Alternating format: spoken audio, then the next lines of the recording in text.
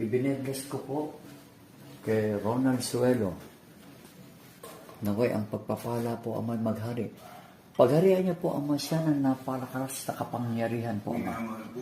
Sa masanda nito, ine-extend ko po Ama ang napakalakas na kapangyarihan kay Ronald Suelo. Naway maghari ang kanyang pusong busilak po Ama. Maghari po Ama sa taong ito. Gamitin ito sa kabutihan. Maghari naman ang pagpapala na kapatid. Ang iyong mga palad ay pagpapalaan ni Ama sa ngalan ng sa Kristong Panginoon. Ang mga palad na ito, pagharian, lahat ng taong mahipon, magkaroon ng kagalingan. Sa ngalan ng Ama, ng Anak, at ng Diyos Espiritu Santo. Amen. Amen. Amen.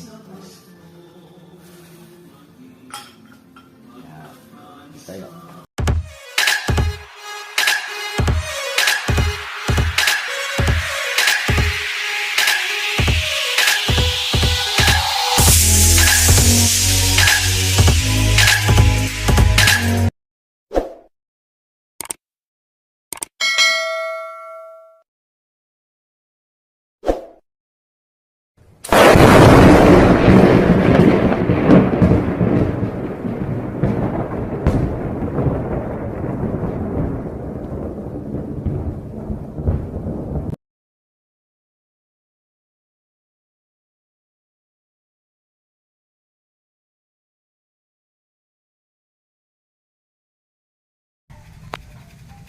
Yan mga guys, yung mga inisprayan po natin ng clear spray na baho na walang mata mga guys, oh. Kung may maliit. O yan mga guys, napakaganda na po. Bale, ginawa natin nung Biyernes Santo ito mga guys. Pininishing po natin kanina. Yung paglalagay ng mga karga niya sa loob ay nung Biyernes Santo mga guys. Bale, nilihan natin kanina tapos inisprayan po natin ng clear spray. Oh. Yan, PM lang kayo sa akin mga guys. Mag-chat lang po kayo sa akin, oh.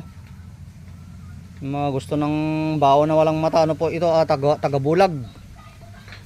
Tagabulag sa mga kalaban, taguliwas, tagulilom. Saka pang-protection sa mga disgrasya mga guys. Yan, makinang na po. Oh. Oh, yan oh. Okay. Yan mga guys, napakarami.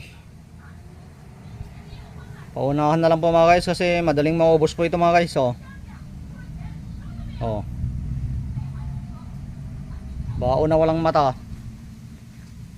Diyan, nakasabit po lahat. Ayan o.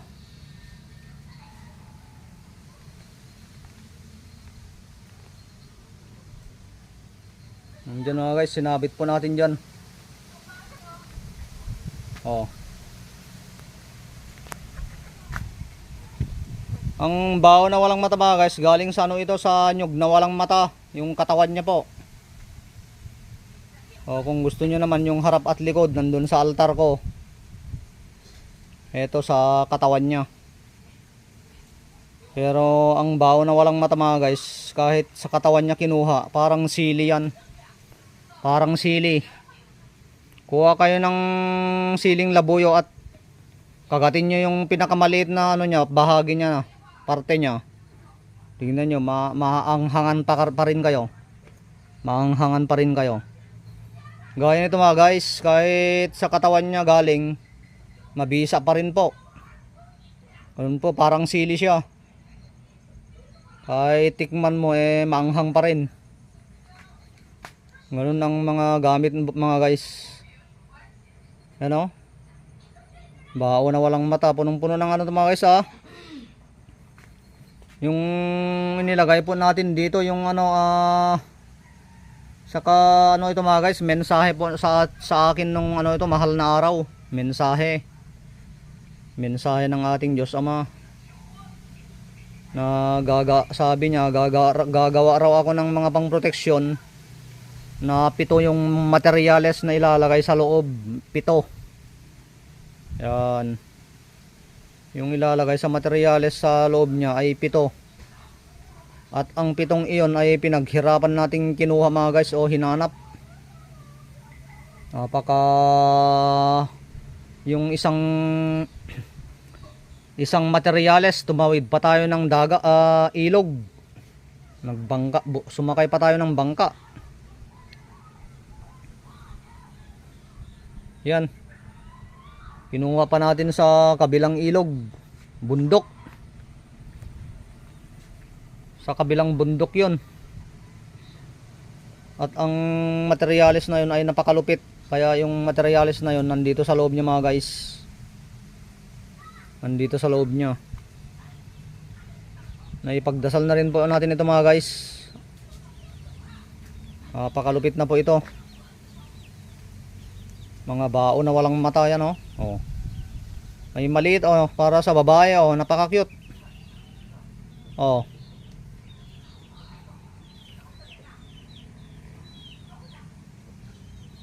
At ang maganda mga guys, itong sabitan niya yan. Kita nyo yan?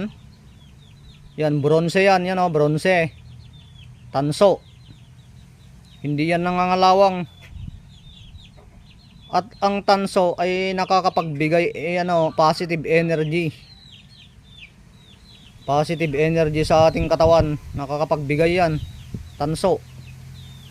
Saka isang kinakatakutan ng aswang itong tanso. Kaya yung mga medalyon natin mga guys, nung unang panahon.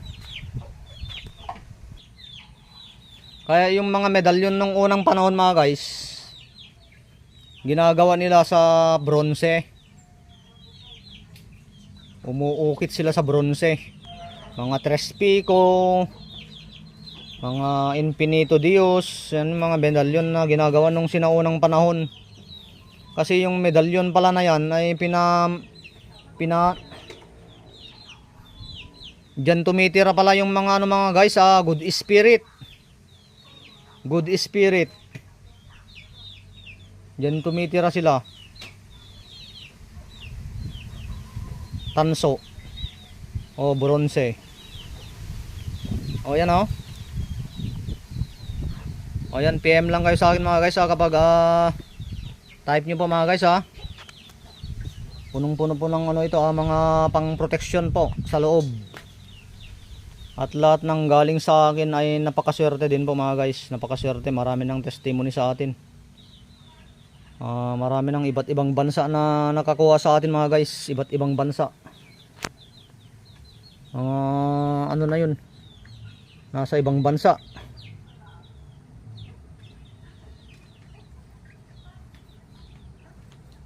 May katamtaman lang liit. Napakaganda oh.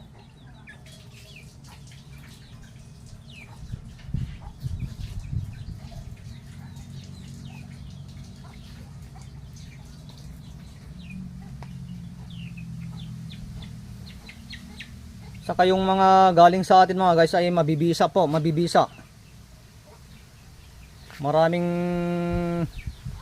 kaya kayong mga kumukuha ng mga gamit-gamit mga guys, hindi porket mura ay kukuha na kayo. Ito mura ito, ipa-bless ko na lang ito sa sa pari. Naku po. Okay naman 'yon. Okay naman. Pero ang mga guys, ang kaibahan nun yung nakapasok sa loob, yung nandito sa loob niya. Kasi yung nandito sa loob niya ay mismong mensahe ng ating Diyos Ama sa akin. Mensahe niya yon. Oh. Kung mensahe niya, ibig sabihin siya din yung magbibigay ng power o kapangyarihan niya. Hindi po tayo gagawa-gawa mga guys ng yun Hindi ko po ginawa ito kung hindi po mensahe sa akin mga guys ng ating Diyos Ama. Ginawa ko ito. May pupuntahan sana ako ng Biyernes Santo. Kaso mensahe ng ating Diyos Ama. Siyempre inuna ko yung mensahe niya. Yan. Yung mga 7 piraso na o 7 materyales na nilagay natin sa loob. Oh. Pagsamasamahin ko daw yung 7 materyales tapos ipasok ko sa isang pangproteksyon. Pasok ka sa loob niya. O, bahala na ako kung saan ko ipapasok. Pwede sa plastic, pwede sa aluminum, pwede sa bao. O, yan mga guys ha. Mag PM lang kayo sa akin mga guys ha. Yung mga interesado po. O, nandyan, bao na walang mata. Nandyan yung malulupit na pang protection mga guys. Maraming salamat po sa inyo pong lahat mga guys. God bless you all po.